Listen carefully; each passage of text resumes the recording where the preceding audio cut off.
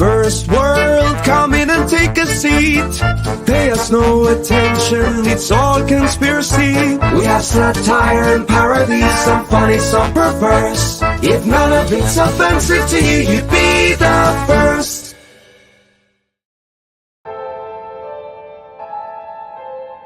Fairview's coffee has mysteriously gone missing. Mayhem ensues when strange, coffee-craving zombies plague the city.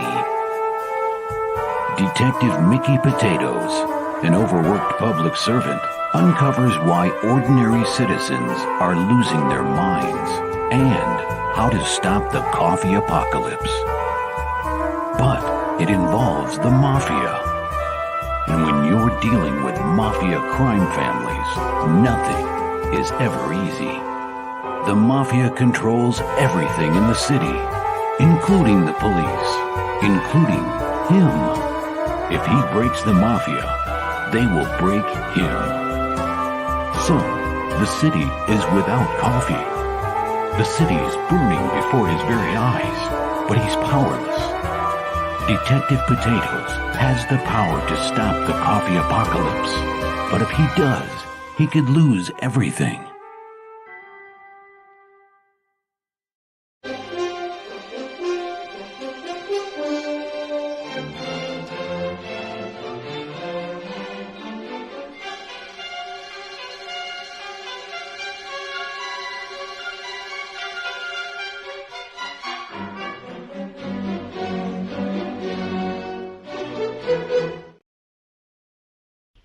And now for something completely different. And here we go. Honeycomb's big. Yeah, yeah, yeah. It's not small. No, no, no. Kiss my entire ass. Oh, my darling, not 3 times on the ceiling if you want me. I'm gonna get a cappuccino soon. I'm gonna strangle somebody. So just sit right down, relax, open your ears real wide and say, give it to me straight, doctor, I can take it.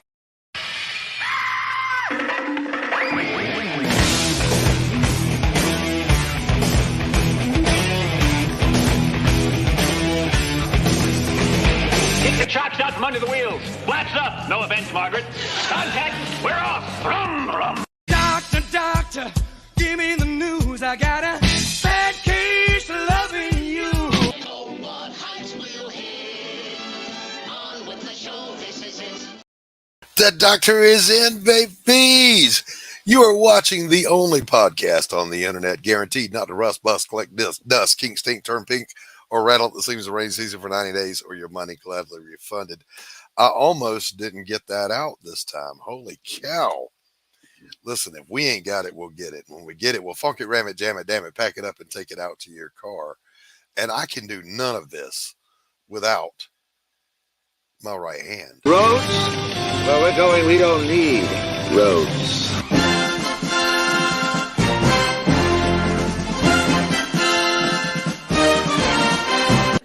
Gordon Shumway, nice to meet you. Interested in a new Buick? Nonsense. I've not yet begun to defile myself.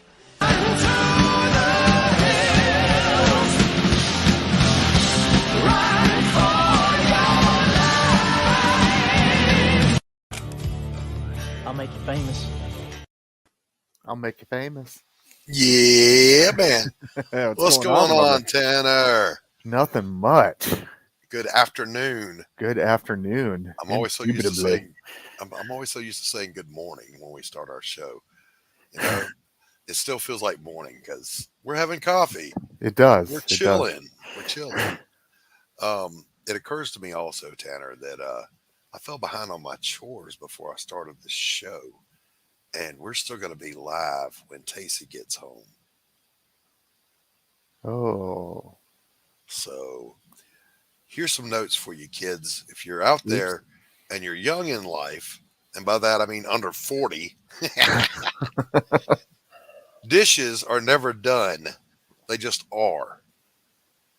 Much like laundry. Laundry is never done. It's a process. It is. It's a never-ending process. But by the way, here's an easy hack for you. Guys, You wash your clothes, you put them in the dryer, you leave them in there. When you're ready, you just turn it on, de-wrinkle everything, grab what you want to wear, put it on, go on about your business.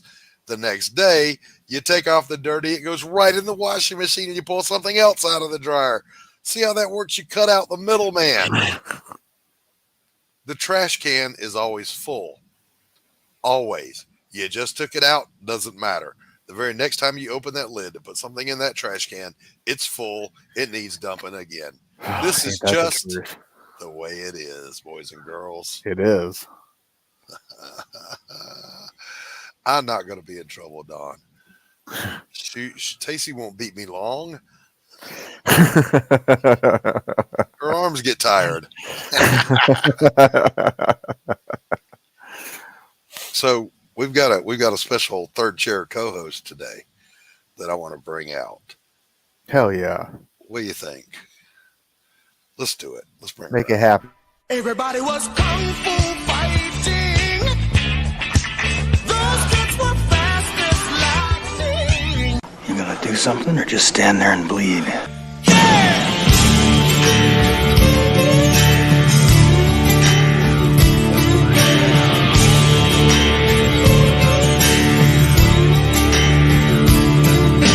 I have 2 guns, 1 for each of you.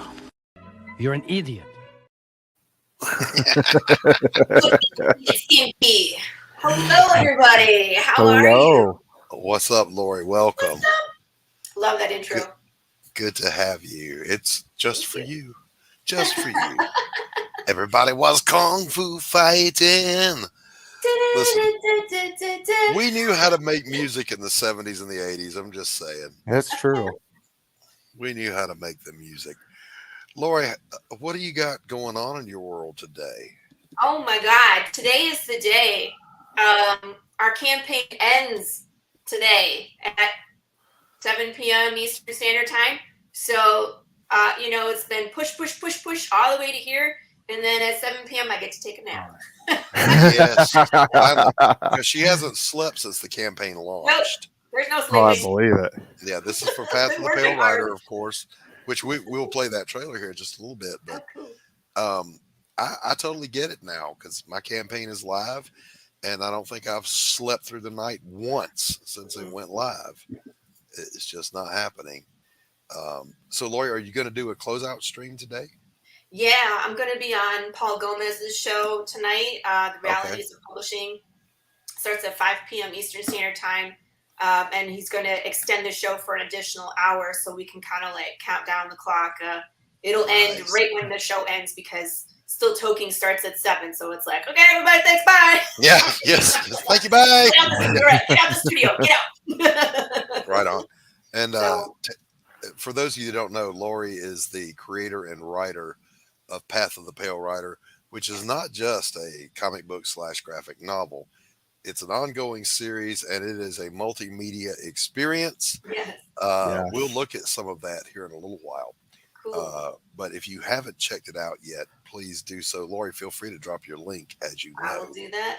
I don't have a wrench on this one. Maybe I do. You have a wrench? Do. If you don't, you talking about on my channel? If you don't, private.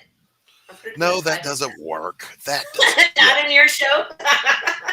Yeah. If you drop it in private chat, I'll drop. I'll put it. Let me make sure my volume is down so we don't get the insane. A Facebook user says, "What's up, Laurie? Just dropping by on my lunch break. We don't know who you are, Facebook user, but we're glad to have you dropping by on your lunch break." The thing about my show is aside from having moved the time twice, it's pretty consistent. For the most part, but in spite of that, it always takes my audience a while to trickle in. I feel like I'm that teacher that didn't really care about the tardy bell. Just come on in, let's get to work. Things will happen when they happen. Yeah. That's kind of how it goes. They're dropping big. Yeah. All right, cool. So, hey. it's Ken. Ken is dropping by. Um, Tanner, Yes. what is going on in the world of Apothic Press? Oh, nothing much. Just a little second chance campaign for Electric, Agent of Helix. Right on, right on. And we'll be playing that trailer here shortly. Also, typically we like to have fun on this show. Okay, we don't get too heavy handed about anything because if you can't laugh at life, you may as well just go find a tall cliff right now and sit down on the edge of it and think about things. Oh, I know, right? Not jump off of it. We would never. I was like, wow, John. Let's Just pull sit that down. back just a step. And Tanner's like, good night. Sit down. Yeah, Tanner, just peace out. Bye. Just sit down and think about things for a while. Tanner, oh my God. How dare you? I'm offended. Sorry, I got a sick child home today. Oh, listen, parenthood, baby. There's nothing like it. You go from being the kid whose mom comes in and cleans up after you're sick in the bathroom and gives you the cold washcloth on your forehead, brings you the chicken soup and the crackers, and the next thing you know, you're having to do that for somebody, and you discover right then and there whether or not you've got the stomach to deal with it. My son's mother did not. No. He would get sick and she would sympathy. I'm like, just leave. I got it. I'll take care of it. I don't need two of y'all. Yeah. Like, oh God, vomit everywhere. Have you guys seen? Isn't there a Family Guy cartoon? Oh my God! Episode where they just puke everywhere. Yeah, yes. I remember that one. like a cool minute of just puking, and you're like, it's horrible. Turn it off. It's horrible. It's horrible. But if you have kids, you better look. Just say it. Anybody. Bassmaster, what's up? What's up, Dad? Good to see you, my brother, as always. So, wow, that thought went right out of my head. Bye. Goodbye, thoughts. Dad says that's a beautiful, beautiful piano, Laurie. Thank you. You like that? Yeah, reach back there and play it, Laurie. Ready?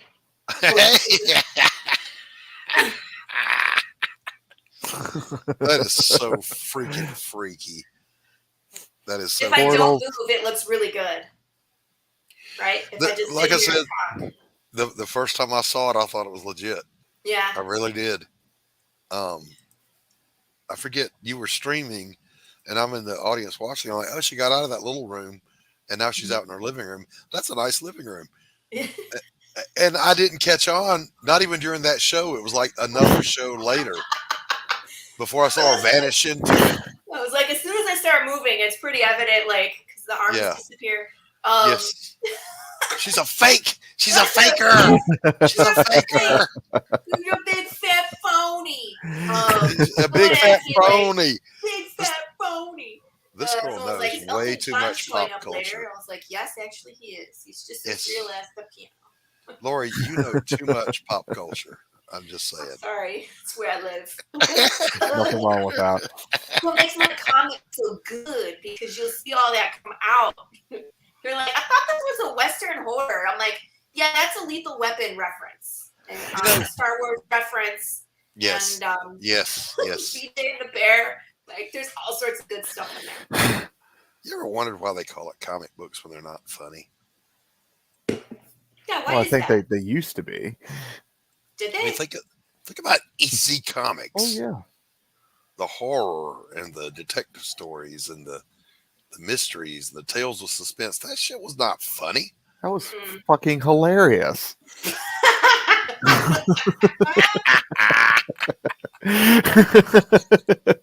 Oh my Lord, have mercy. I'm going to hell. I'll show myself out. Thank you very much. Tippy waitress, bye. We've got a good show today, ladies and gentlemen. We've got a special guest coming out to talk about her work with author Michaela J. That'll be happening here shortly. We're going to be talking about Pariah. We're going to talk about Path of the Pale Rider and Electric. But before we do, we've got a couple of little segments we do here. One of them is our weekly.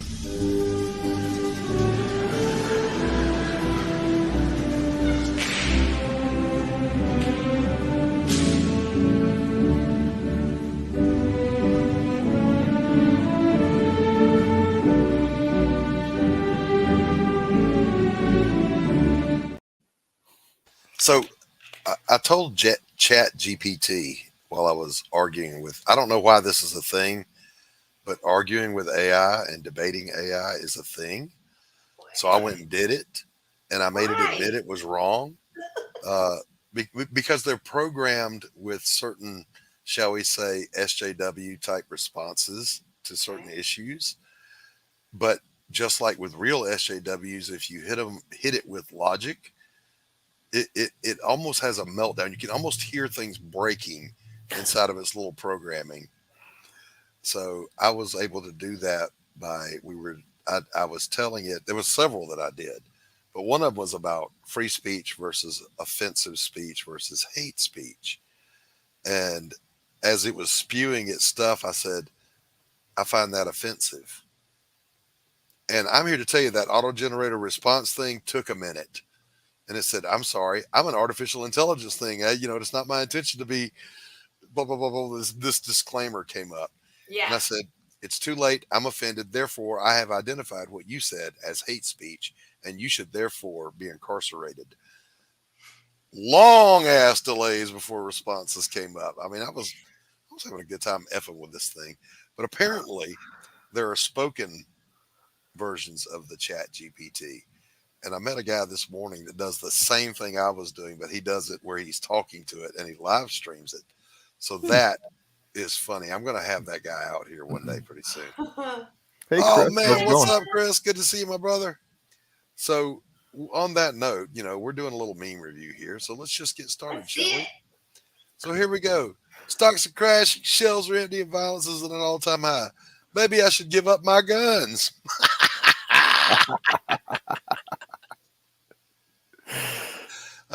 They're actually debating that yet again in Congress.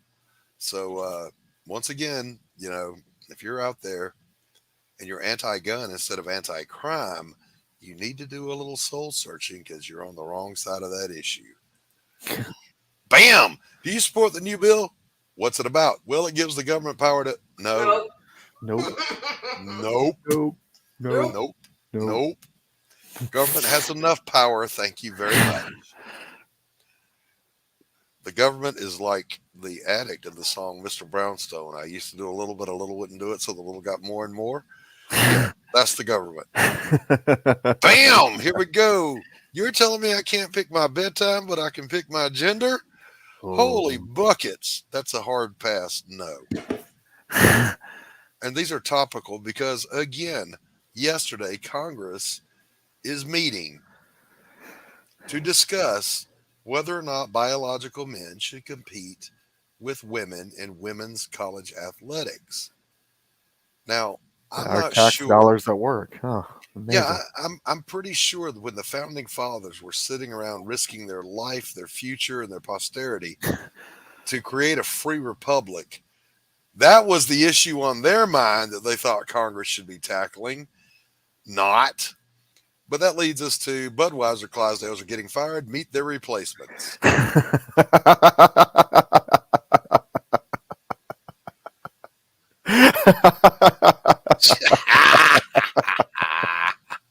I like that. That got me. Yeah.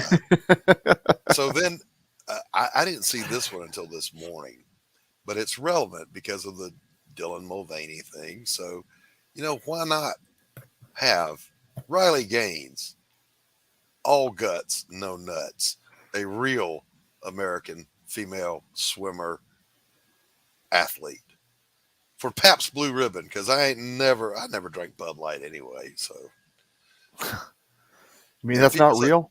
Damn. Yeah, and people are like,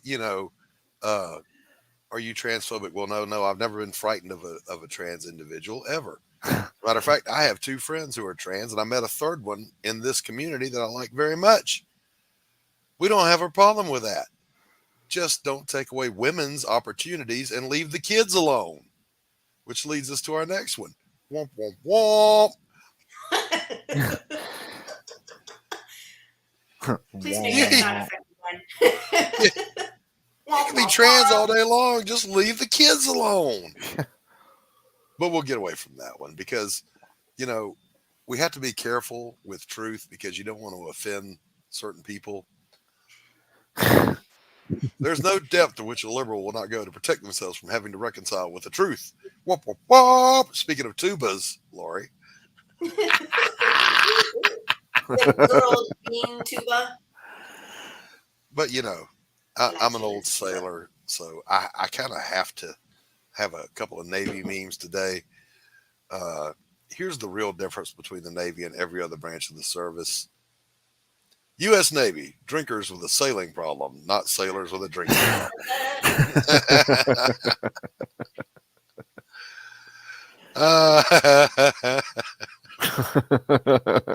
They look happy.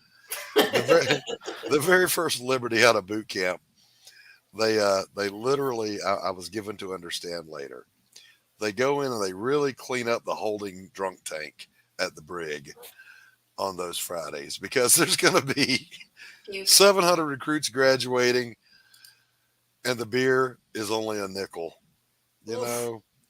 So these things happen. But by the way, you know, guys, this isn't funny. Guys. Open the door.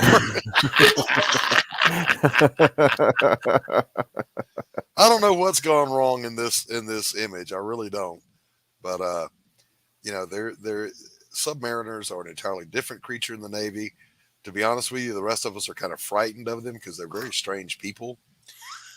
I think you have to be. You know, yeah. Because they stay underwater for months. But I mean, Tanner was in a tank. Yeah, but he could get out. Okay. Sometimes. Right? Am I wrong? A lot. But I mean, I didn't stay a month in the damn thing, thank God. Right, but these guys do. And one of the things they do, maybe that's what we're looking at here, is when they do their escape drills, they'll do decks awash where it's just barely wetting down the deck, and they do escape drills. There's a double hatch system. You know, you open this one, go up into here, close the one below, you open the one on top, and you go out. So you don't flood the ship while you're escaping. But that means only one fella at a time is going through there because they're tiny little hatches. So the submarine sailors call them the look mom hatch. And it's it's safe. See, look, Mom, there's the escape hatch. If we're at crush depth for this submarine and something goes wrong, I'll just open this up and squirt right out of there. No, you won't. You'll die. And you'll die horribly. This has been another episode of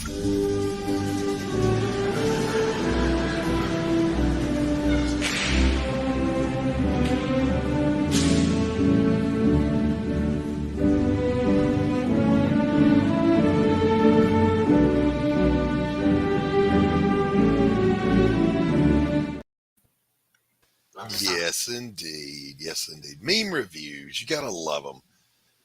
Hello, Charles. Welcome, welcome, welcome. Hi. Hello, Carrie, my love. She says, hail, Doc, Cheshire Cat, and the chat. Wow, that is a tongue twister. Yeah. Carrie. I didn't expect to get tripped up like that.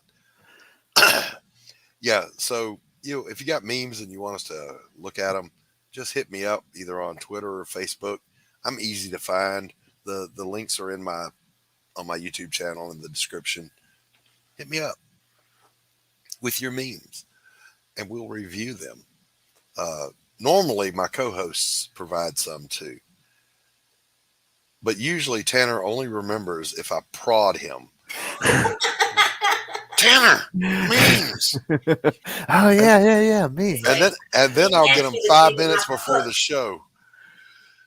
He sends them 5 minutes before the show.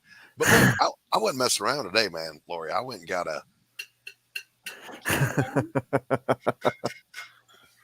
for my coffee because there's nothing worse. We were talking beforehand with Dawn backstage about, I'll drink cold coffee and I'll drink scalding hot coffee, but I do not like room temperature coffee. Yeah.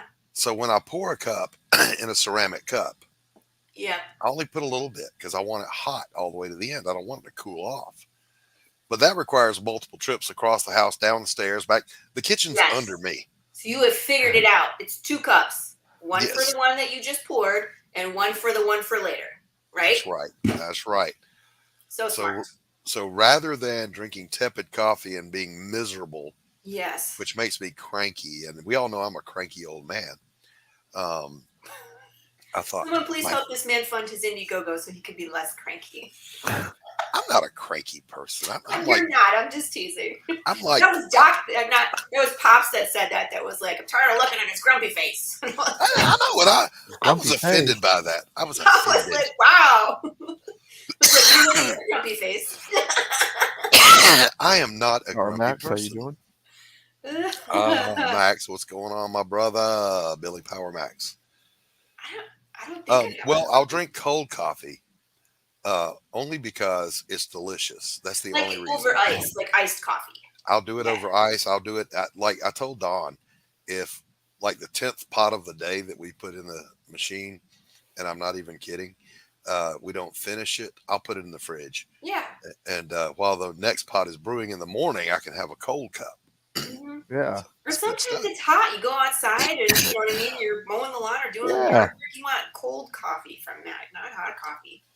I used to make a drink for my Sunday school class that we all jokingly called liquid crack, because I'd make it in a big gallon jug, and it was a whole pot of coffee, a lot of milk, and a lot of sugar.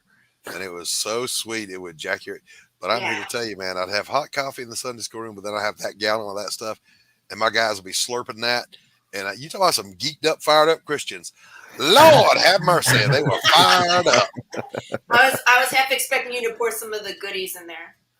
Well, it's, liquid crack. First world. Laurie, I saw you singing. No, it was Dawn was singing the First World trailer. It's catchy, isn't it? It is catchy. I catch myself singing that one too. It is catchy. There's a few of them out there. Like London Gothic gets you with the thunder at the end. Right? Yep. And then your song, every time like Perotta comes on, it's like which and you just rock out. And it leads me to a point. And I have watched this. I will watch people reacting to their first time hearing certain metal songs from back in our day. Or I should say my day. And these are rap stars. So there's some black people, some white people, but they're all young and they're headbanging. So I have now conclusive proof headbanging is an involuntary response to good music. Yes. Yeah. That's where it comes from. It's not an affectation. You can't help it. Rock along to the music, man. It only goes absolutely. directions. All right, we're running behind schedule here. We're running our mouths. And no, it's entirely my fault. I'm driving this thing. We got to do a little thing we like to call.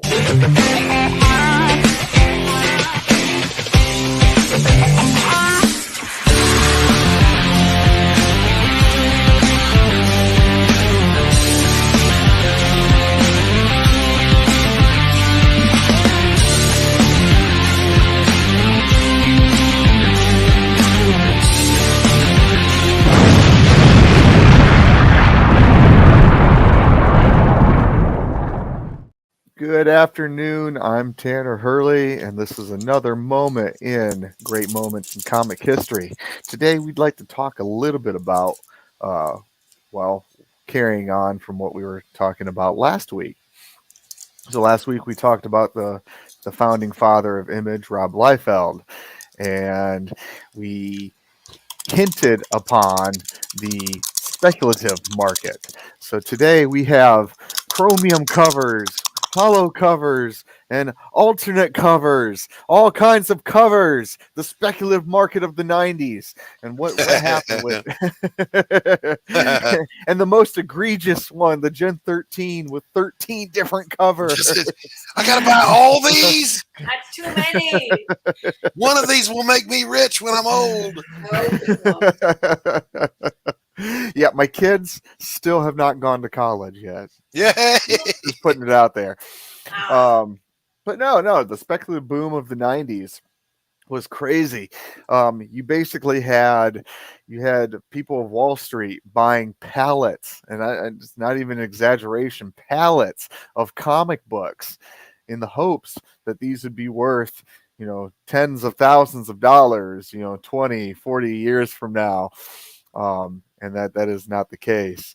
I make it a point to get extras of the earlier books that had $1 million print runs, and just dog ear the hell out of them, and make this nice one right here, worth just 5 cents more. But basically, the speculative boom of the '90s created a vacuum that eventually gave out towards the end of the '90s, and comic books weren't a thing, and it caused Marvel Comics to even declare bankruptcy. Mm-hmm. And big Marvel, actually had to declare bankruptcy. That was the time when Universal bought the rights to the Hulks for a bag of Cheetos. Yeah. Just to keep them going. The mighty Marvel. God, I remember the speculator market, and I was working in comics at the time. And somebody in our little group, one of the studios I worked for, I can't remember this guy's name, but he was out in California. Good guy, great artist. I think his last name was Harper, but I can't be sure. Anyway, he said, wouldn't it be funny if when the speculator bubble bursts, if indie comics really became the thing? Well, they kind of are now. The good stuff is here in the indies, but it wasn't the speculator market as we know. It was kind of the agenda-driven comics that have killed comics here recently. But it certainly didn't help that they didn't have as far to fall because of the speculator market. They were already closer to the bottom. True story. So true. So this has been another Great Moments with Tanner Hurley. I'm not going to play the trailer again because we got to move on to our guest. All right. Right. Now, I'm making her have anxiety by pretending I'm going to bring her out, then not bringing her out. Dude.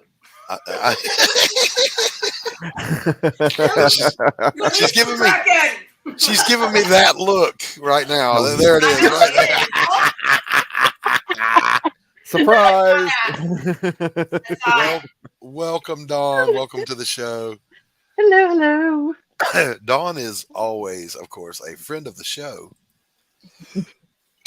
and an ardent supporter of everything that we all do. She's always sharing the links and whatever.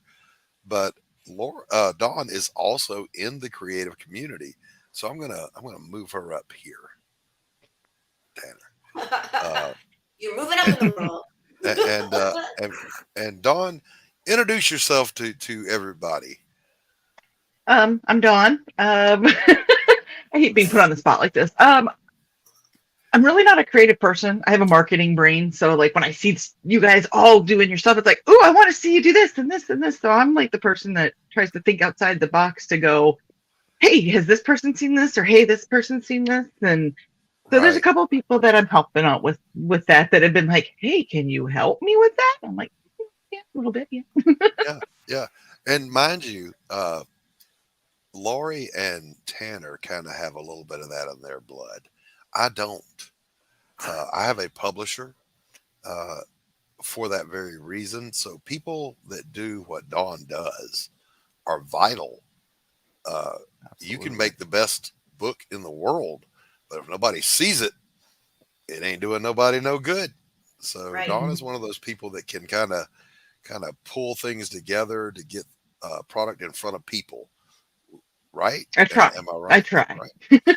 All right. And so you have a couple of people that you help out. Who are those people? Well, Michaela Jade, she's an author of historical paranormal romance. So she's got 4 books out in her Elite Warrior series, and she's working on her 5th book. Mm-hmm. So this actually is not available right now. This is the old cover because she got the rights back from the publisher. She polished it, redid some stuff because it was her first book. There's always mistakes in the first book, so she wanted to go and clean them up a little bit. So she's working on getting this one polished to be re-released. And And that's then- Warriors, I like it. Warrior's Secret. Warrior's Secret, and then there's Warrior's Trust is the second book. Yep. Warrior's Worth is the third book, and That's your favorite? This is my favorite. Okay. Megan and Gareth are my favorite couple because it is an extension. They're it honors the fourth book, and then she's working on Vengeance. So hopefully that'll be out by the end of the year. Warrior Secret and Trust, the first two, you kind of do have to read those in order. Just because they kind of do continue, but you can read Worth and Honor kind of as a standalone. Yeah, Carrie wants you to show the first book again. There you go, Warrior's Secret. By my Michaela camera. Jade. And someone else had the publishing rights, and she's gotten them back, so that'll take on a little bit different look and get polished up, and she'll be re-releasing it. Yes, and she's actually redoing the covers for the first 4 books. Right. Okay. All right. So I've seen them, but I'm not sharing them yet. Now, what they are gorgeous. They are gorgeous. What is it? Tell people what you do for Michaela. Well, I have a social media presence for her. So she's got a site, her Facebook page is Michaela's Mercenaries. Post on there and kind of see what people are up to. Amazon. They are all on Amazon except for Secret, which will be on Amazon again once it gets re-released with all the new stuff. So it's kind of a second edition. But they are on Amazon right now. Like I said, except for Secret. So it's kind of a presence, social media, doing this kind of thing. In February, we did it was a hashtag on the move with Michaela Jade, where you take a picture of your book where you're reading it, and there was a prize for that, for a drawing for that. So just kind of having fun, honestly. Yeah. Nice. And that's awesome. I know that before I joined this community, which is a very interactive and supportive community for the most part, I was in the fine art community. We don't do anything together online. Nothing. And I was like desperately looking for a social media person to manage my social media for my fine art, because that's where the lion's share of your business comes from. I mean, I've made thousands of dollars just off Facebook with my fine art. And I wanted YouTube and Twitter and Instagram, but I didn't know how to do all that stuff.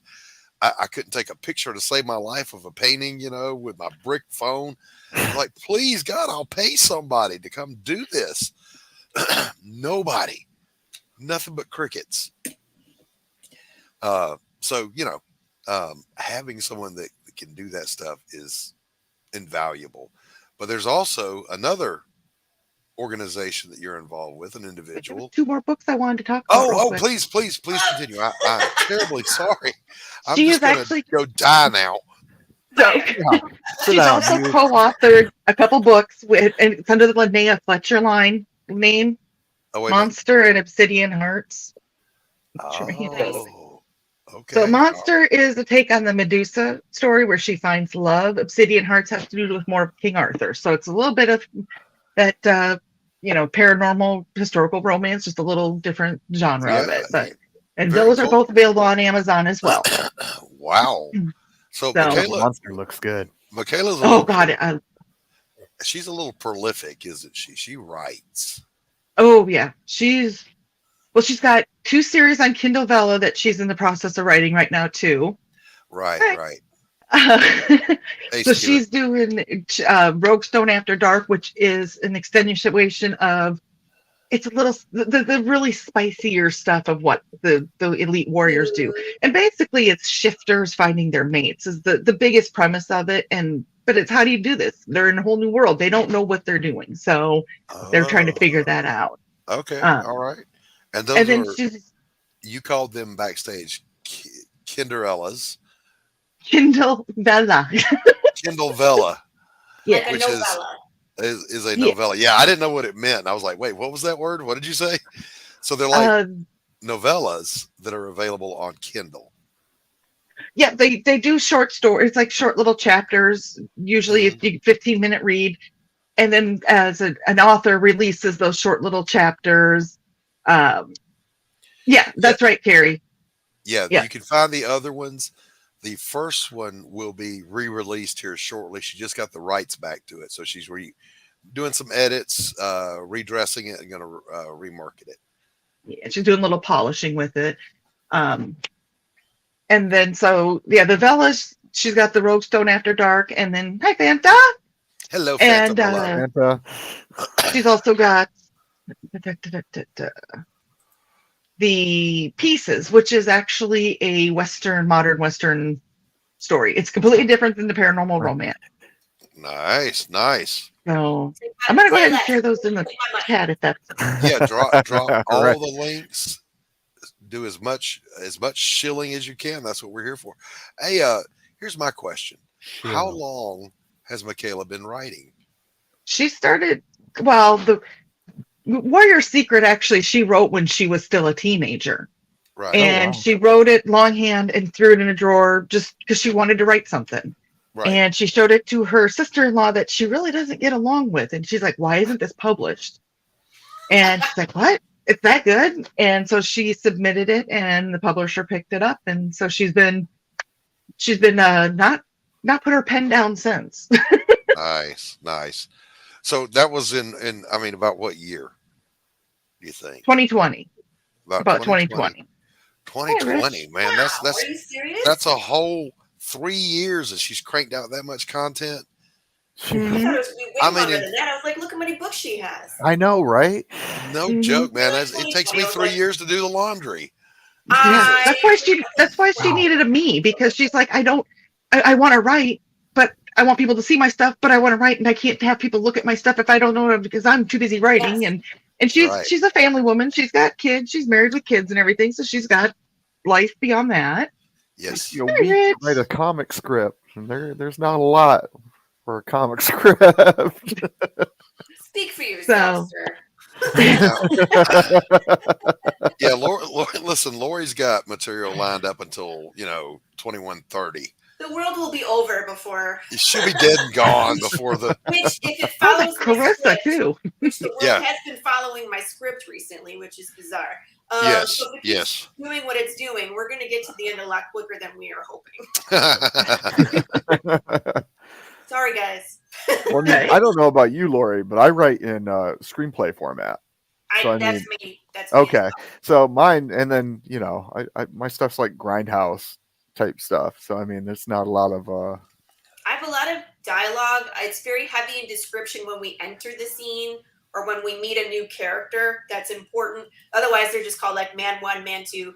Marco always complains. He's like, "Why are everybody man 1 and man 2?" And I'm like, "You're gonna kill them." And like, see, I name it. Even Dude, like ridiculous characters, they get a freaking name, and I'm like, "Oh God, I'm gonna kill them." Right? Marco's like, "You want to be a woman?" I was like, "Yeah, you can put whoever you want there. We're gonna kill them in like three pages. So whatever you want, dude." I do pretty much the same thing though as Tanner. Every supporting character, they have to have a name in the script because it bugs me. Like the original script would just say Thug 1 does this, Thug 2 does this, or whatever.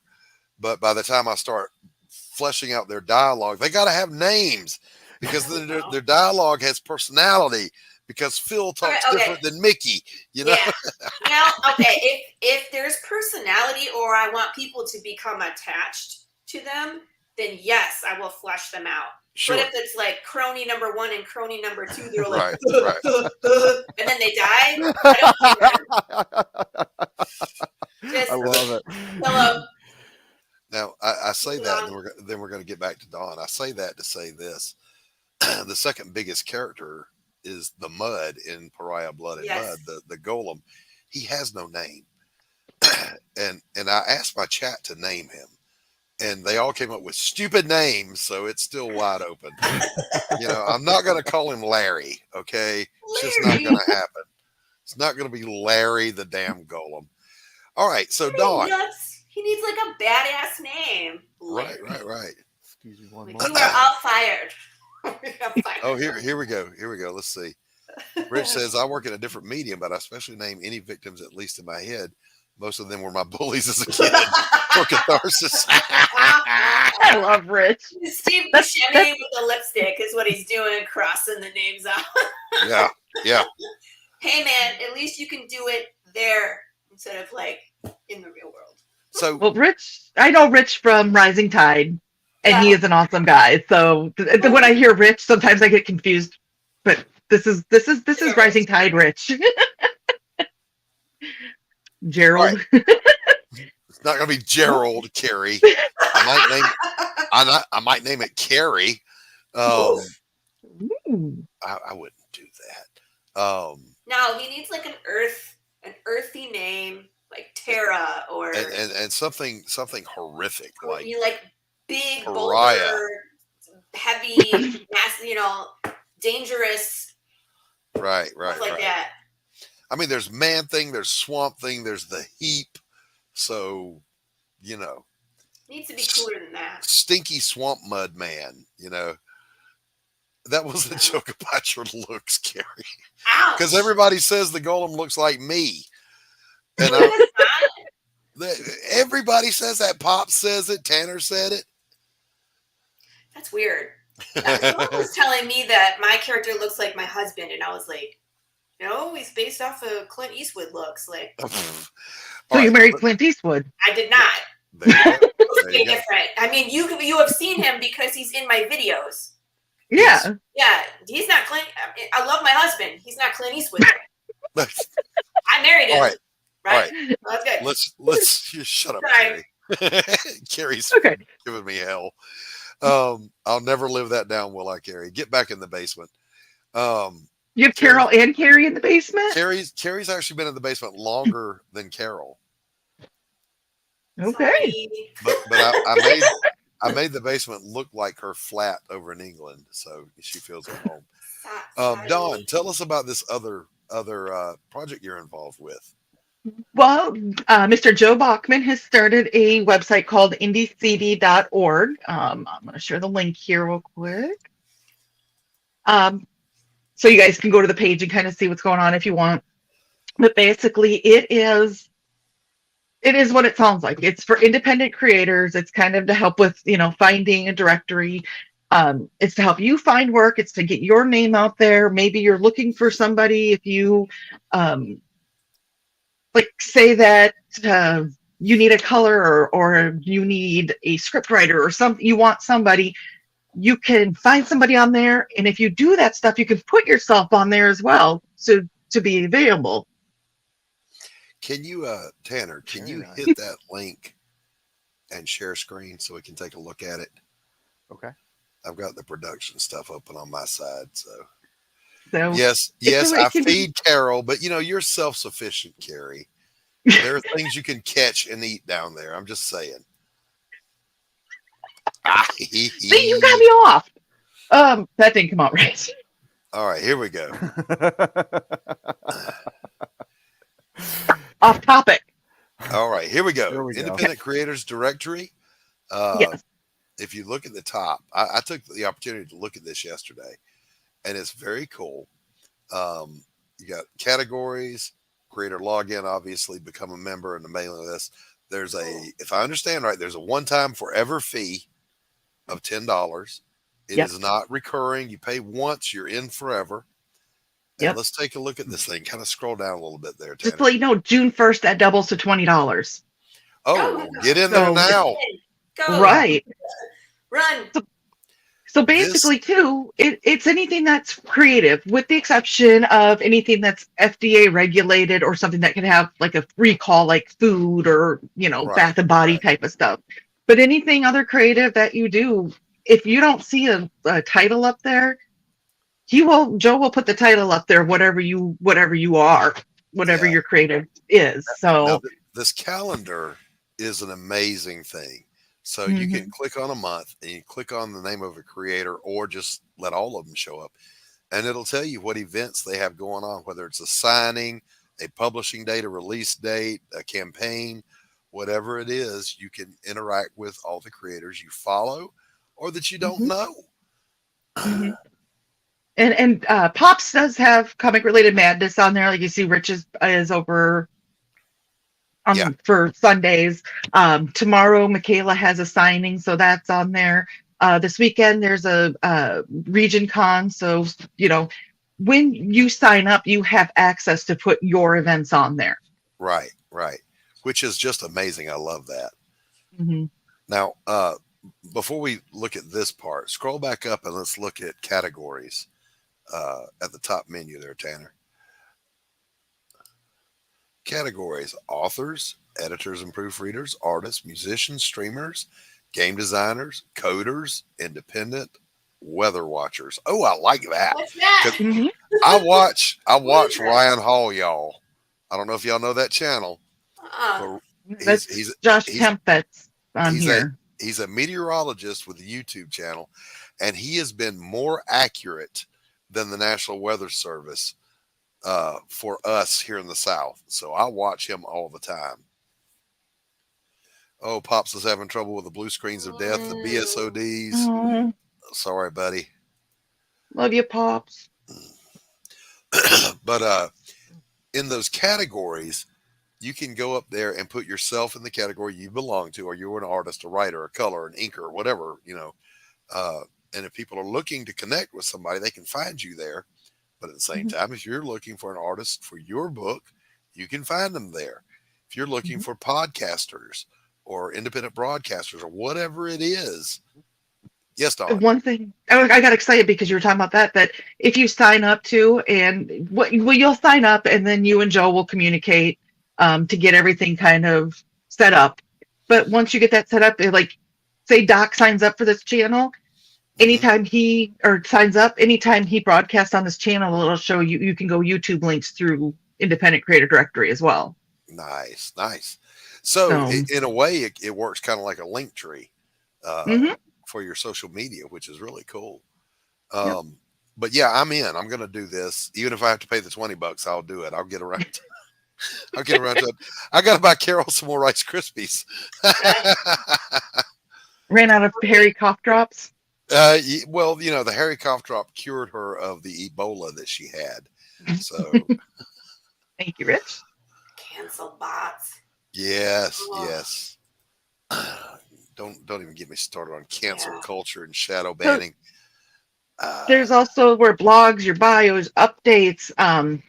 One thing that I love that Joe does too is that he does a behind the code Monday nights at 7, generally, unless life happens.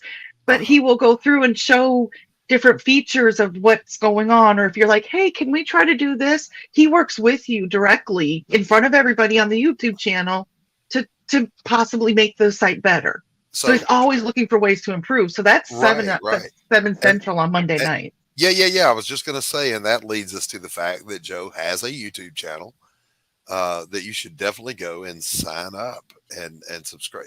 Yeah, that's what it's called, subscribe. By the way, boys and girls, wherever you're watching this on the Madness Network, whether it's my channel, Pops' channel, Silverline, wherever it is, give it a like, give it a subscribe somewhere, and ring that bell so that you don't miss a show. Ding, ding. We have a good time here. That's one thing we will always guarantee. It's going to be fun. Okay, here we go. So important things right here. I'm about to walk to the comic shop. Anyone want to pick up anything?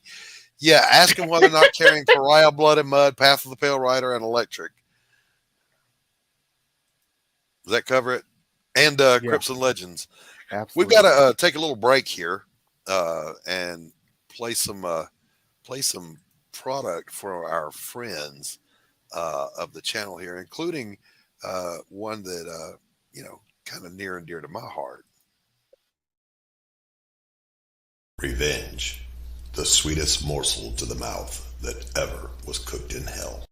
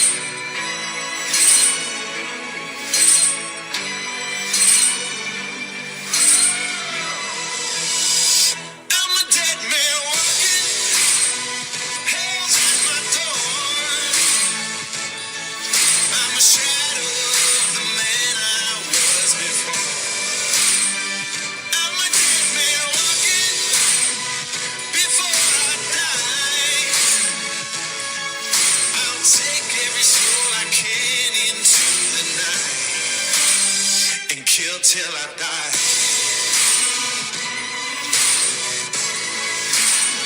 And kill till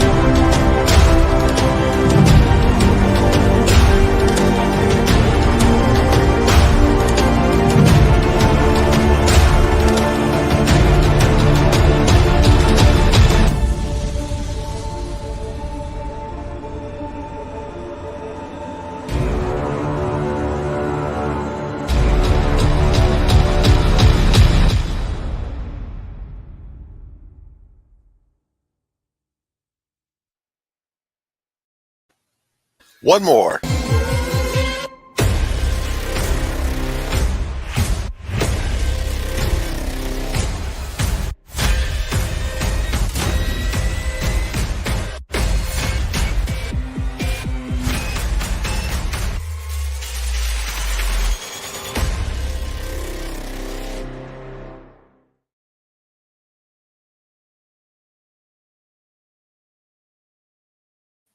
Oh man. I mean, honestly, I could just sit and watch everybody's trailers because they're most of these are so well done. The projects look amazing. The music is good. The editing is good. I just like them. Yeah.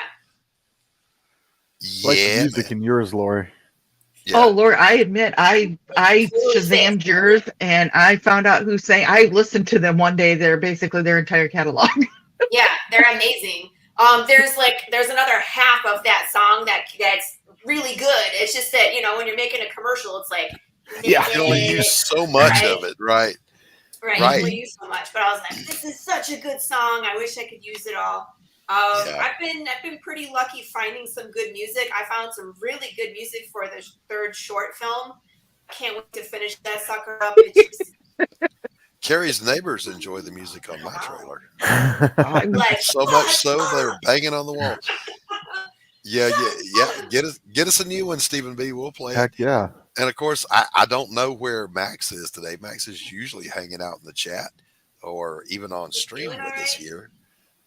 Now, disclaimer, he and I are on a race to the grave.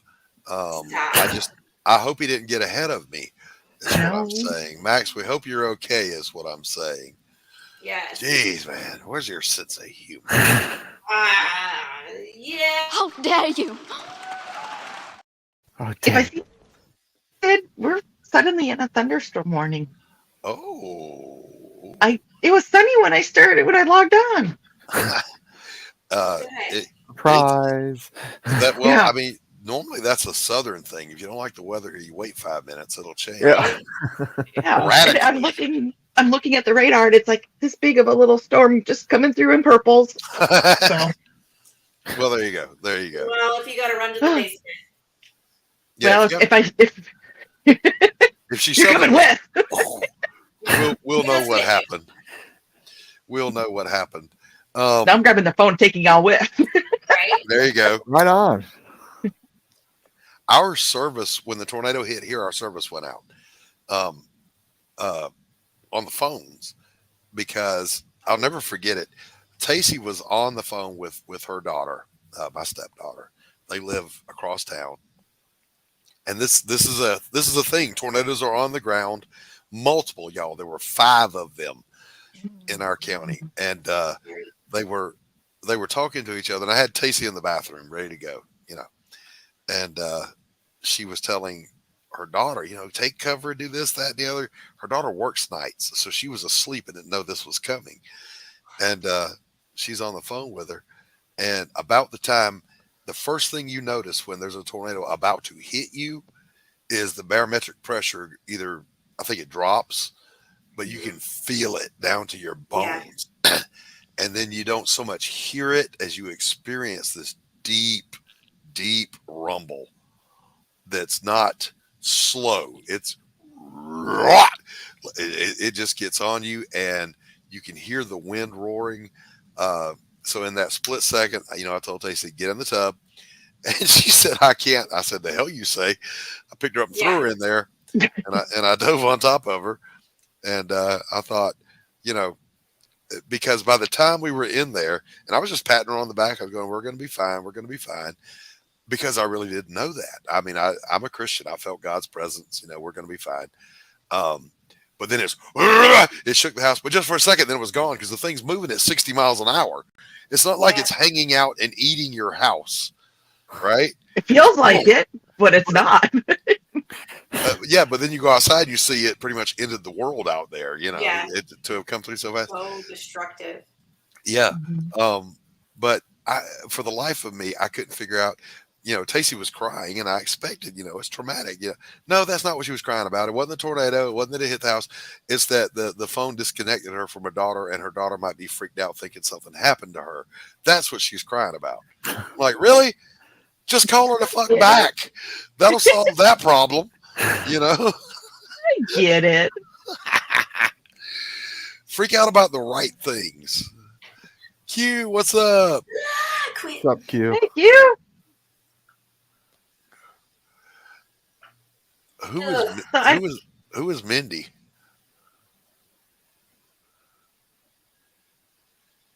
Oh, the chat's talking about stuff. Okay.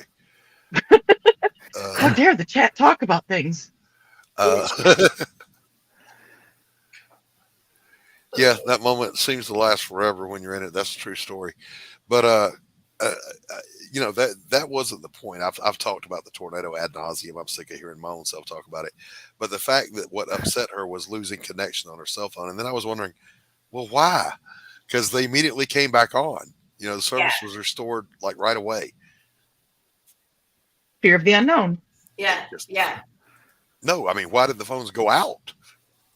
I don't know. If it knocked down a cell tower, it would have stayed down. Right. But it came right back up. And that's weird. How can it affect the... Unless it bounced off another tower, unless it took one tower out and it bounced off another one then. Okay. Yeah, I mean, I'm just grabbing straws here. I have no idea. Don't ask me to explain technical shit. I'm the least tech-savvy person you'll ever meet. Like people, when I first came here and I was, hey, Doc, share your link. I'm like, my what? And how do I do it? None of this. I knew none of it. A link. Well, in your, and I think it's actually in Pop's channel. I don't know. I'm kind of bopping between both of them. But if you have questions on indiecd.org that I can't answer, Joe has his email. So you can always email him directly and ask him questions. And you can catch him on his show. Yes. And even if you're not a member, you can still go and watch, Behind the Code. And that way, too, if you have questions, you can ask. Yeah. Get it, Laurie. Get it. Whatever it is, Whoa. get it. But no. It's merely a severe. I'm pretty sure she just killed something, y'all. I did. I told you, Laurie. Is it dead? It's dead. Homicidal maniac. You got to watch this girl. Sorry, I can't. I'm sorry. Path of the Pale Rider. I'm sorry. Is it dead? Yeah, of course it's dead. But now it's going to just be an undead mosquito flying around. I'm going to flush it. He could be undead somewhere else. Undead. God, could you imagine undead mosquitoes? You can't even. Nope. Oh. Undead insects. I'm out. Like. I would. When you kill certain insects, you grind them into microscopic powder. And mosquitoes are one of them. I don't care if the cells are still doing their thing down there, as long as it ain't buzzing in my ear. No, but before break the stinger off, they can be really dangerous. In fact, we were talking about this. It's like, what would you do? How would you, if you were a farmer and you had crops, how would you protect your farm from a swarm of undead bugs? Pesticides aren't going to work. Physical barriers, only way. Physical, I mean, yeah. So I was like, some idiot probably would try to use fire and burn everything down, because then you have flying little things on fire. Yeah. Big flying things on fire. Yes, I'd be that idiot. Like, now they're landing on my house. My house is Yep. So I think you'll see that a couple times in the story where people get taken by bugs. Yeah, that actually sounds great, Dan. Yeah. That does. I can't have tomatoes, so that's like, what? Oh no. Blessing the wells. I'm gonna share this with everybody because it's important to know, especially in this season. If you have never experienced a Georgia tomato, you've not really had tomatoes.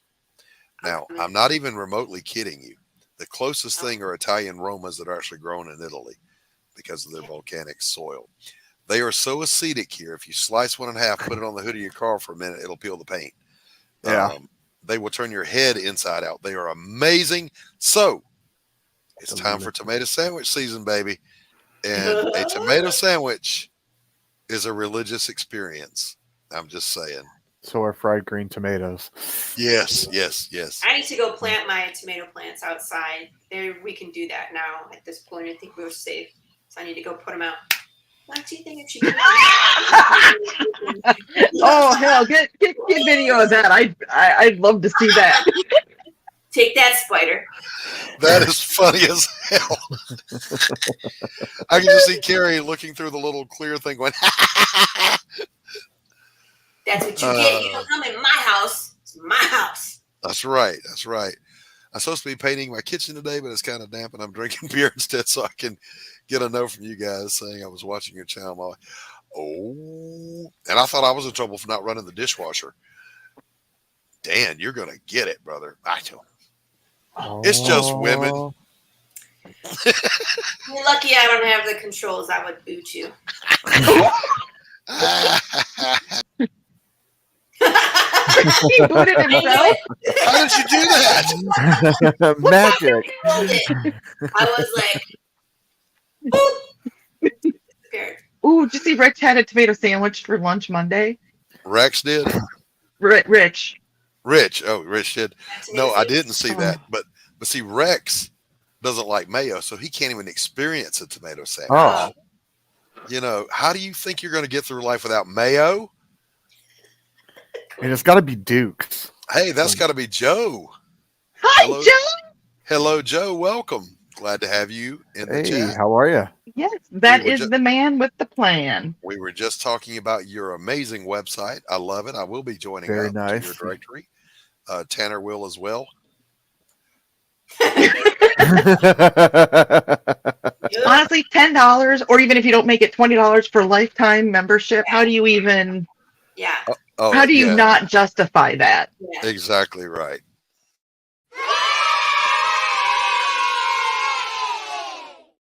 Look, I got no arms. Oh my God. So here's what we're gonna do. Oh, wait a minute. We got Carrie says, Doc, I laugh so hard a spider body whirling around and dice and my eyes water.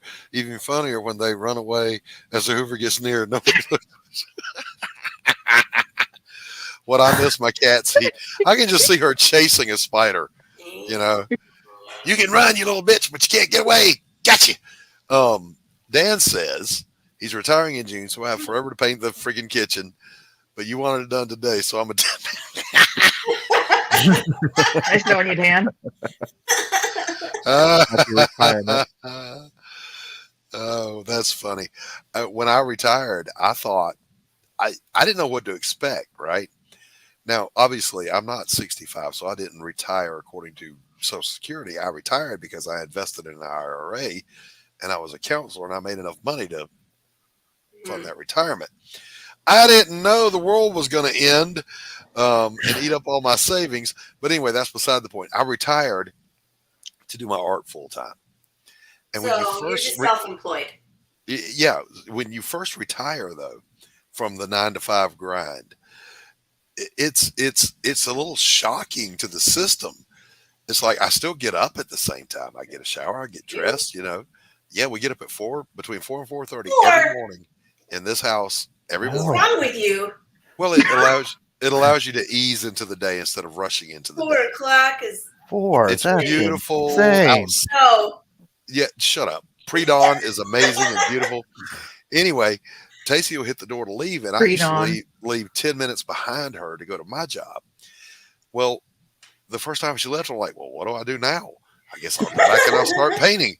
So for the first week, you walk around like you put something down and you forgot about it, or like, did I leave the stove on? It's that kind of feeling, And then the next week, you're like, this is great, and I just get to paint, and I'll take a break when I want to, have coffee. I got the music playing. I'm having a grand old time. Then the next week happens, and you start getting bored with your own company. And you start talking to the dog, which is fine. But when the dog starts talking back, then it's a problem. I was like, I need to get out of this house for a while. So then the lockdowns happened. Oh, shit. And you're stuck in the house. Now I can't go anywhere, but at least the wife's home with me, At least you had a backyard. Yeah. I mean, we would go out, and whatever. I didn't really, I wasn't very compliant with the government. I never, not really a go along kind of guy. Anyway, right about then, I discovered this community. So I'm like, well, I don't even have to go anywhere to hang out and talk shit with my friends. Here we all are. I'll just make new friends. Heck yeah. Yep. Spider Carry. Okay, here we go. I got to see this. I was playing on Xbox when the spider began to approach. 2 seconds later, was under my cat's paw. Became inside. There you go. Give that cat an extra treat. I just bought a smoker for Burger King this summer. He's a nice guy, but he has to stay outside. Yeah. This was the other mug because I had 2 cups of coffee starting. Yeah, me too. What did that say though? Bring the other one back up. Everything tastes better with cat hair in it. Oh my God. This is the other side. Yeah. Coffee Now here's coffee with friends in it. If you have pets, whether it's dogs or cats, just get used to the hair. It's a thing. All right. When you vacuum, and God, I want to get rid of the carpet in this house so bad. I just have hardwood. That's the next thing I want to do. Because sweet Jesus, when you vacuum, you got to vacuum any given floor 3 or 4 times just to make a dent in the pet hair. It's ridiculous. It's like, how is it possible? I asked the dog this, and she never answered. So I think it's a conspiracy. How do you shed this much and still have hair? How does this happen?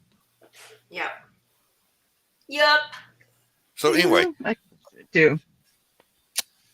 We very quickly, because we're going to run out of time here in just a minute. It always goes by so quick. It does. It's been fun. It's listen, I have a great time. I have great friends, great co-hosts, great material to talk about and cover. I was going to play though. We were talking about Earth's Best Entertainment. I mean, First World, how catchy that is. This is the one that'll get stuck in my head. It's a little short one I'm going to play here for our friend RJ.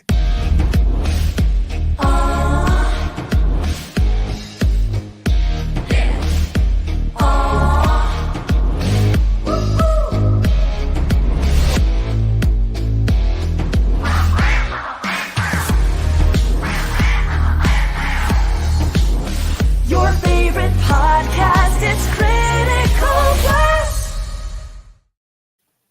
Just that last part will be in my head for the rest of the day. Yes, it will. I know. I have the in my head. Yeah, and when the girl goes, yeah, I'm like, oh, come on, man. That's so over the top. Such a good jingle. It is. It is.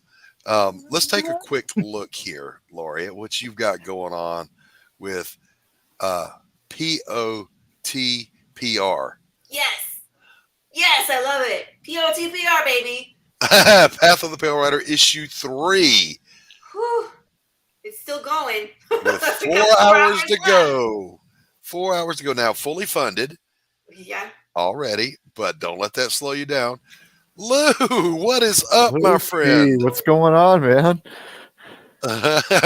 How in God's name art thou, Lucifer?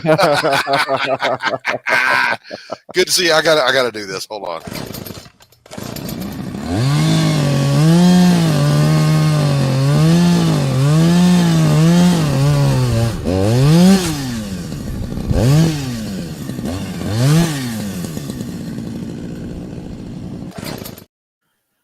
That's Harry going after those spiders. Yes. Horde of spiders. One of the most entertaining people you can ever stream with is old Lucifer Storm, man. I was gonna say, aren't you coming on my show soon, sir? Gotta have you out here pretty soon, Luke. Let's take a look at what's going on with Path of the Pale Rider, Laurie. Take it away. Oh man, this is like the best time to hop on because not only have we been funded, we've broken like a whole crap ton of stretch goals. We have some amazing artwork that was produced for our covers. For anybody who's not familiar, Path of the Pale Rider is a world where death has been broken. So your body can die, but your soul, your energy doesn't leave your body upon death. So you just get to hang out and enjoy your own decay phase, right? It's smelly and gross, and you get forgetful and violent and different, and it's people, animals, insects, everybody. We all just are stuck here together. So if you like spaghetti westerns, zombie movies, Mad Max, I Am Legend, Book of Eli, Fallout, Red Redemption, this is kind of like everything shoved into one with conspiracy theories and lots of shenanigans. So it's a wild ride. We really we have a lot of stuff crammed into one. But here's our update section. As we kind of progress through the campaign, I was posting stuff that was getting updated or people were asking questions. Here's a little preview of issue number 3. It's the first 4 pages. Little more information. Issues 1 and 2 were 10 years into this apocalyptic setting. It's a Western. Right. Things basically devolved back to the Wild West. Okay. Right. So we spent 2 issues in that. So 10 years into the apocalypse. And issue 3 starts us in the beginning. So this is day 1 where death it kind of explains the backstory.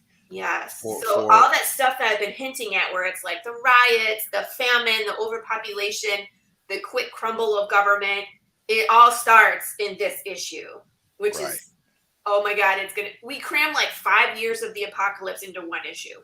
Holy cow. Oh, wow. So let's show that interior page from the back of the ambulance.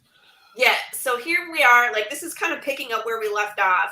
If you've read issue 2, we end it with this time jump, right? So we dump you back into the past, and you get to see kind of the after. Well, it's a car accident, and this guy that they're basically mopping off the ground was smashed by an 18-wheeler because he was singing an Elvis song that shall remain nameless. We all know what song it is. It shows up in the story that whoever is singing it's going to die. Oh my goodness! Yeah. She doesn't have controls, does she? So we could all sing it right now, and she couldn't do anything. Gosh. I would just move myself off. I guess I don't know what I would do. They call it a trap. I can't walk out because I love you too much, baby. Anyway, so here's our beloved Frederick Needlemeyer, this guy that had a really bad day, and got his pieces of car parts sticking out of him. And, now I modeled for this. Did you? This character. Going on here. Yeah. He's got hair though. Shut up, Laurie. That was uncalled for. I wore a wig. There you go. It was acting. I love this page though because what Marco did is he drew the heart monitor in the background, flatlining. Yeah. So it kind of evokes that sound of the flatlining when you read it. It's like the just that incessant alarm. And of course, Jude is a rookie. He calls him rookie. They lose the guy. They cover him up, and of course, he sits up and starts talking. What's up, guys? You're right. I mean, he's very clearly dead, and comes back. So right from there, after, the scene after that is so funny about what happens when they're in the hospital and like they're trying to examine him and he's still talking to him and they're like, this isn't real, like how could this be real? So it's going to be fun. Listen, I've been in the back of the ambulance working. Yeah. Okay. Had this happened to me, I would simply have gotten out and left. Right. That's it. I quit. I got to go. I got somewhere to be. I don't know where it is, but it ain't here. You're going to see a lot of that actually in this issue where people are just checked out like, nope, I'm not dealing, I'm going, like, bye. It's going to be fun. So we have some beautiful, beautiful variant covers. And now I do 4 variants. I'll usually choose 2 artists who are like seasoned comic people who have been in the industry and have like a following. And then I'll usually choose 2 other people who aren't in comics. This first one is done by Angelo Aquino, who is actually he's a high school teacher. And he teaches illustration. And one of the things that he's very good at is vector art. So you can see that here. It's so cool. What is going on? Right here, Laurie. In the death. I have to keep switching over to the Kickstarter to move it, right? So I'm not seeing it show up.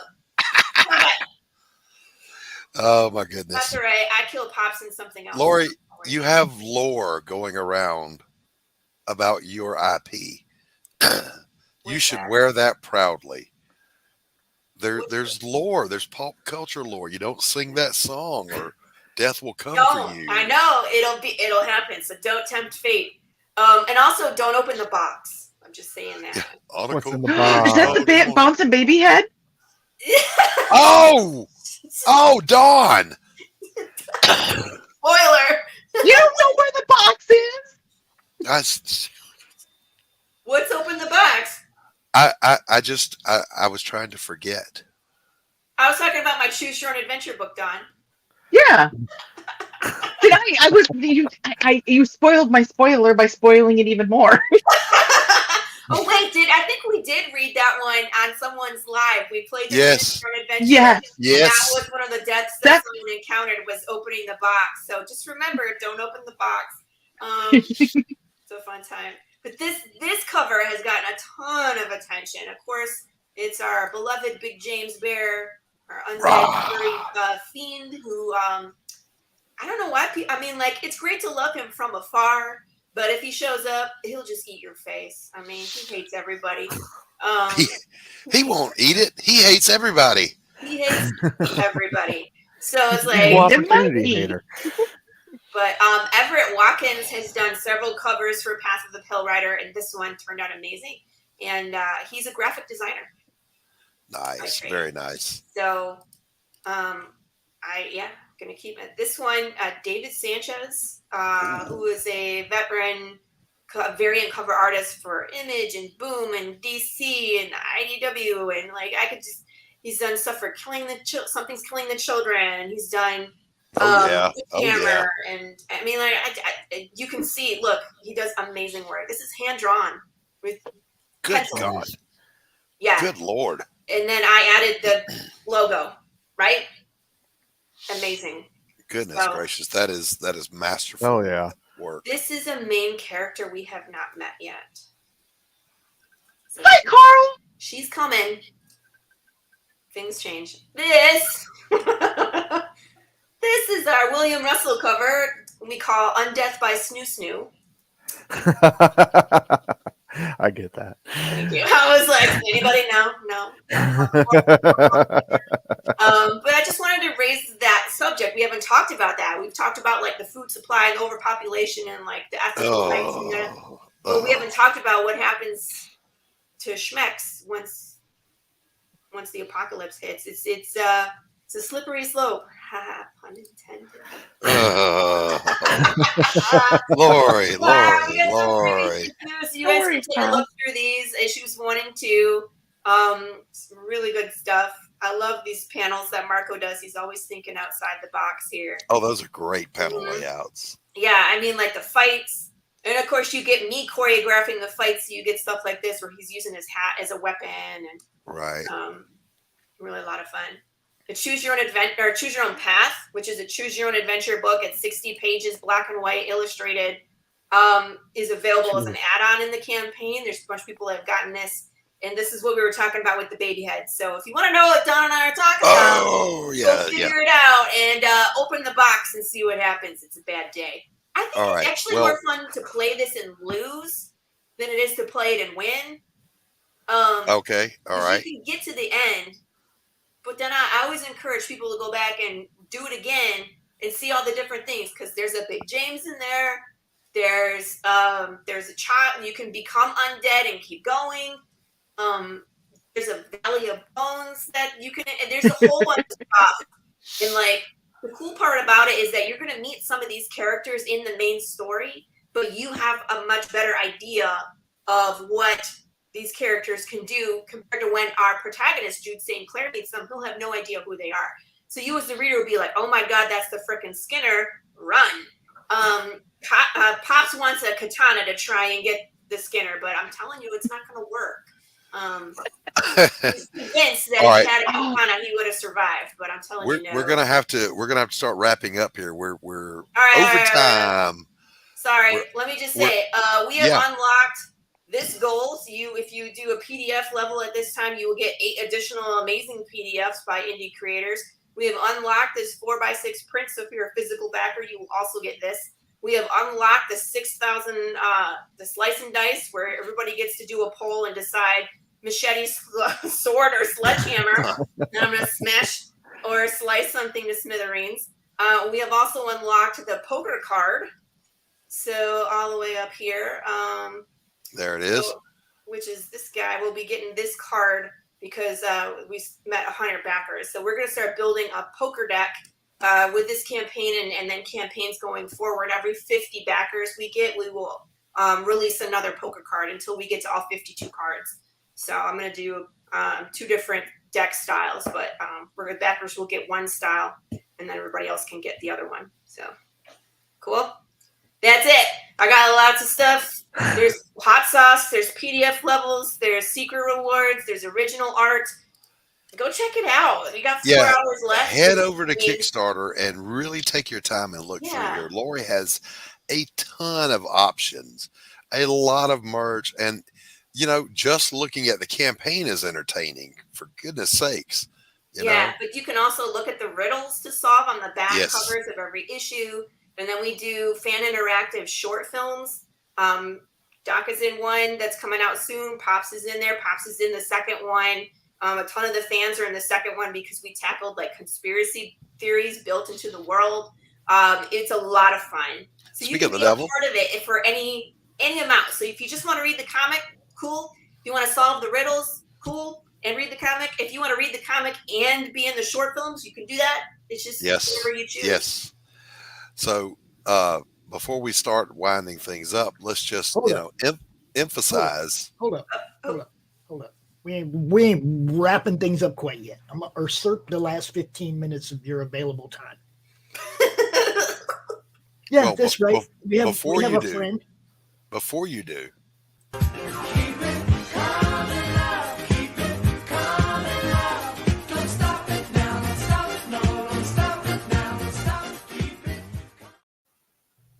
We got to get that triggered into your brain. Back it. There is a person over there on the Twitter, Arizona Cactus Comics. Let's see, what is it? Comics Cactus. He has 14 hours left in his campaign. Oh, what's it called? Let me get this. I sent him the link. I want to get him out here, but it's just really last, spur of the moment thing. But I don't see a chance to get him out in the next 14 hours unless I grab this moment. So it's called I Vengeance Blood Oath. What's it called? I Vengeance Blood Oath.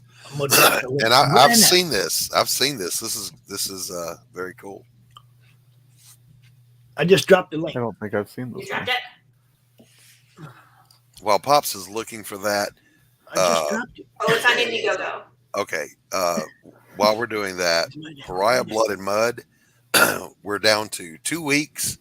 We're sitting at, I think 73%. Go if you can and help a brother get across the finish line so that I can be free from the shadow banned world of Indiegogo. And of course, Laurie is closing out tonight. So be sure you tune in to our friend Paul Gomez's show here on the network and help her with her closeout. Hell yeah. And let's see, our boy Tanner has got a second chance kicking over on Fund My Comic or Kickstarter? No, it's on Kickstarter. On Kickstarter. Okay. All right. It's hard for me to keep track of all these off the top of my head. I know, right? I need a cheat sheet. Write things down, Doc. You know how you're in the shower and a great song lyric will come in your head, or a line of dialogue, or the cure for cancer, and you lie to yourself and you say, "I'll remember." No, you won't. You'll forget as soon as you get I'll out hop of the shower. out of the shower if it's good enough. Yeah. All right, so let's take a look. Fanta, I need to ask you: do you know if this is the first 30 or if this is the end? Because I don't know. I've never talked to the guy. I just know that when I see somebody calling out help, I usually throw out the lifeline. So this is, man. I wish Dude was here, but I can't. I don't know anything about the book, guys. I just know that looks badass. I've seen it. I have seen this. I don't remember where, but if necessary, how much time does he have left, Pops? 14 hours, 13 hours, dude. Shoot. Look, after Laurie closes out, I'll do a late night stream and bring him out. After Laurie closes out with Paul, then there's another show and another show and another show. Like if you want to do it at 11 after Baron Earl's show, you can. We might have to simul stream stuff. We got a lot of people to cover, man. This man is missing his head. I hate splitting the launches in the countdown. I know it. I hate splitting the audience. Can you shoot a gun like that? I just hate splitting the audience when it's a launch or a countdown. I like to give them. Are you sharing something different? Oh, you're not sharing. Yeah. A launch and a closeout. Looking at her standing on the car shooting the gun. Yeah, I know. I've seen that, Laurie. I don't really think you can even stand that way. No. Oh my God, I was laughing, but it's like it looks good in the comic though. Look at that though. Look at that. Yeah, I mean the art's amazing. Just that first image where she's in the fire, I was like, ooh. It's great looking stuff. I wish I'd have known this guy needed some airtime, man. I mean, I'm a small channel, but I do what I can. Right. Fanta, what do you know about this? You want to come out and tell us about it real quick? Somebody that knows about it. Well, Pops, I'm gonna hand the show over to you because I really do have to go. I've got some domestic stuff I got to get done. So dishwasher loaded. He's cracking the whip, huh? If I don't go run this dishwasher, that woman will come in here and kill me. She's cracking the whip, yo. She's cracking the whip on his ass. You don't want wife aggro. No, you don't. So happy life. Like flies. So I want to thank Dawn for coming out as a special guest. I want to thank you for having me. Yes, and I want to thank Laurie for being a special guest host in our third chair. Tanner, my right-hand man, always a pleasure to see you. Pops is the glue that holds the network together, the founder of the Feast. Thank you, sir. I'm glad your BSOG allowed you or BSOD allowed you to come out for a little bit. Chat, you guys always rock. And on that note, I got to bounce. Peace. Later. Thank you, Doc. Usually Doc always has that 2-second delay from goodbye to finding the button and leaving. You ever notice that? You ever notice that, Tanner?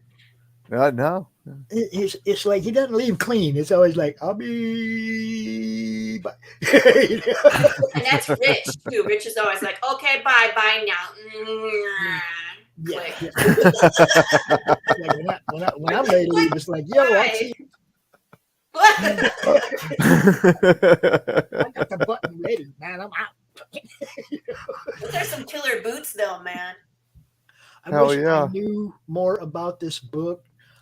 take the time, go check it out. I dropped the link over there in the chat. Maybe we'll get a chance to get, if it's only the first 30, we'll definitely get this guy out and have a chance to talk to him for sure. How about I play this trailer? What do you think? That's. Begin.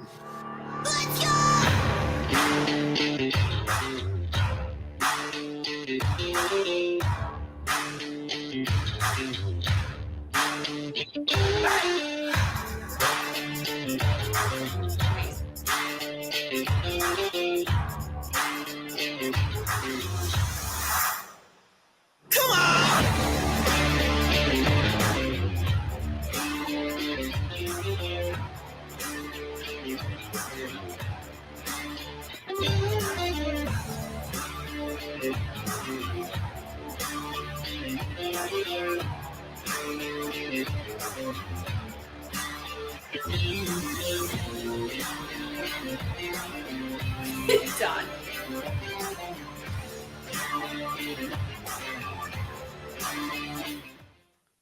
Yeah. That is a weird way to shoot a gun. I'm sitting here with my spine issues going, wow, I couldn't even, no. I was looking at Dawn. She was like, how is it dead? I don't know what you're talking about. I shoot guns like that all the time. Yeah, we're going to dress you up like her and put on those boots. You stand on a car and do it. I want to Damn Skippy. Next, your next crowdfunding, you have to do that as a stretch goal. Yeah. See, take a page out of my book. I might have to. Go blow up some things. Pops had an idea that we would have a stretch goal for Rich to do stuff, and then like the next stretch goal would be for Rich not to do it. It's like, yeah, you unlock Rich in a dress to go smash pumpkins. If you don't want him to do this, let's get to the next 500. Like, Laurie will take his place. Hey, you got to get the fans on both sides of the fence, man. I'm just trying to say. Vic was very much like, I will pay you so he doesn't do that. Yeah, so I was like, oh, I was like, that would be fun. Or tadpole. All right, there's the link to Fanta's video about this book if you want to go check that out. What's up, Big Bags? Oh, here he made it. Yo, he's here. Look. Yay. You got Mr. AZ Cactus Comics. What's going on, man? Hey, I'm doing good. Sorry for the black screen. It always happens on my phone. That's all right. Over. But happy to be on. Much appreciated. Give us, first off, is this the first 30 days or is it over after this? It's over after this. How come I'm just now finding out about this, man? See, that's one of the problems. CG is amazing. I've been on several streams, but I also understand the economy and inflation and everything else. So I'll tell you, it's been kind of crazy. I'm going to relaunch it later if I don't fund. So good. Then I'll know ahead of time and I can be part of this. Look, we have a whole network of shows here, man. And this is the first I've seen this. You know, we definitely, you do this again, you relaunch this, we would definitely be on board to help push this one out there. You know, that's kind of what we do. But go ahead, tell us, give us the elevator pitch, give us the quickness, because we got another show starts at 3:00, but I want to hear about it, man. Well, Vengeance is very, very much like everybody that wants to create a comics. They have a passion for it. And so I have a history degree, so I wanted to combine history with good story mixed with the things that make comics great. And so my story is about an average, attractive, college age, going to university woman. I wanted the main character to start off a little differently, and I haven't said this before, but then I realized in order to pay homage to my grandparents and my parents, because I helped them out when they had cancer, I decided to make her university age, and she was helping out her World War II grandfather. And a home invasion happens, and she defends.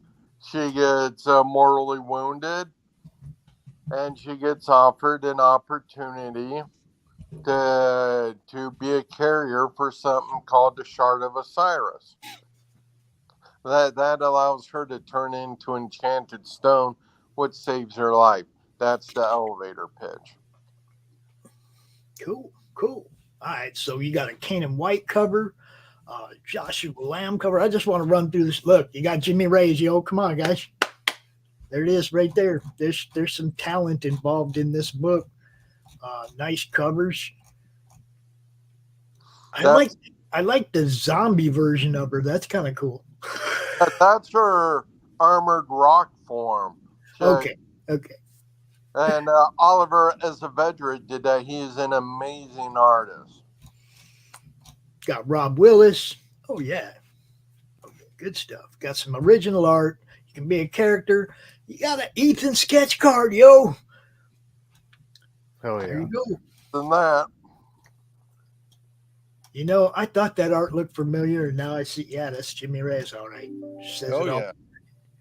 Jimmy liked the campaign so much, he said, let me do a cover. And I said, sounds good to me, man. Yeah. He's a good That's dude. interior art. Very good stuff. Yeah, you got to relaunch this. Let us know, man, because that's kind of what we do, is try to get eyes on what other people do, you know. Most definitely.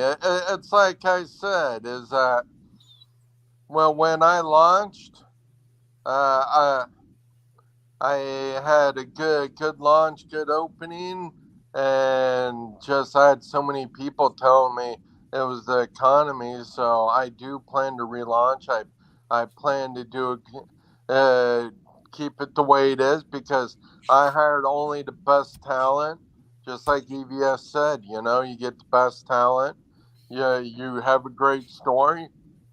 You have a chance, but when there's a bad economy, it's kind of hard to have a full chance. Right. All right, so we do this thing every month called CromCon. The last weekend of every month. And we invite all kinds of people to come out and promote what they're doing. You know, sign up for CromCon is live right now. You can come out. Anybody that wants to be part of this, man, you come out and be involved in one of the panels. You can hit somebody like Rich up to be part of the open draw stream during CromCon, which is always cool. It's always a fun show. So, you know, come hang out with us. That's what we do. We like I said, right now we're live in 10 different destinations. What we try to do is take this one show and show it everywhere at the same time. You know, get as many eyes on it as we can from as many different places. So I'll make sure to remember that when I relaunch again. It's just, actually, as soon as you set up your sign up page, let us know. Oh, most definitely. Right. Yeah, I did not do a sign up page for this campaign because EVS said for your first campaign, a mailing list really doesn't do you any good because nobody knows you. It does you good for the next campaign, though. I agree. It's good to have one going into the next campaign. I look at this as people got to know me. They saw the art. They know the book is good. I know the interest is there. So the next time I create this campaign, I will be doing a mailing list to get that interest and let people see the art. Yeah, you always want to know. You always, man, anything that gets eyes on what you're doing, do it. Yeah, and if you see my Twitter, I posted art. I have lots of interiors. Rod Looper's my interior artist. I like Rod. He's good. And then I have Renzo Rodriguez. He did some flash pages. Basically, those are your flash scenes, memories, because there's a part where she gets mortally wounded, and then she has a flashback to things that happened. I told Renzo what I wanted to do, and he created some pretty incredible art. So nice. All right. Well, look, we're going to get you back out here, man, as soon as you're ready. As soon as you get this thing ready for a relaunch, you let me know, man. I want to thank everybody, as always. Tanner, holding it up for Doc. Look, man, holding it up for Doc. Hot dog right now. Dawn, thank you for coming out, telling us about Joe's website. We appreciate that. IndieCD, right? IndieCD.org. Yeah, IndieCD.org. You guys go sign up. Hey, lifetime on an indie directory. You can't complain about that. Lifetime for $10. $10 until June 1st, then it goes to 20. But get in on that. The thing that I actually am the most excited about on it is the events calendar. So that's kind of my baby. So you can't. The only thing you can put me on there for would be CromCon, because if you put me on there for everything, then there would be 2 or 3 or 4 or 5 marks on every day of the calendar, because I do shows every single day. So, Woody, what's up, bro? Thank you guys for tuning in. Like I said, we got to get out the way so Christie can do her show. You guys know the Demon Bitch coming at you live 3 p.m. right here on the Madness Comic Network. Oh man, I need Doc to do me some voiceovers like that. Look, I have no problem stepping aside for somebody who does it better than I do. Ain't that right, Laurie? That's right. That's how I got here. Man, I was like, Tuesday Morning Brew's a good show, but damn, I'll bet Laurie could do it better. And she has. She has delivered. Go check out her book, you guys. Ain't much time left in that, like a day or something. Go check out Path of the Paralyzer. I want to see 7K, 7,500. Come on. 7,500. 4 hours. Go grab something, because we've unlocked like 4 stretch goals. You get it all. Yeah. Go get it. It's a great freaking story, a great concept. Look, you're gonna love it. You're gonna love it. All right, I'm out of here. Y'all have a good day. You'll probably hear from me again soon. How do you end this thing? How do you put where's the brakes on this bus? I forgot. Jazz hands and brakes. Comic Books for Kids provides comic books to kids in hospitals and cancer centers across the U.S. It's a place where we can all work together to make sure every child has a comic book. 100% of all proceeds go towards the kids. It's about making a difference, and while they're in the hospital, allowing them to fly like a superhero, battle dragons, or rescue teddy bears. We are in every state in the country and now support over 160 hospitals. Every month, we add more. Visit CB4K.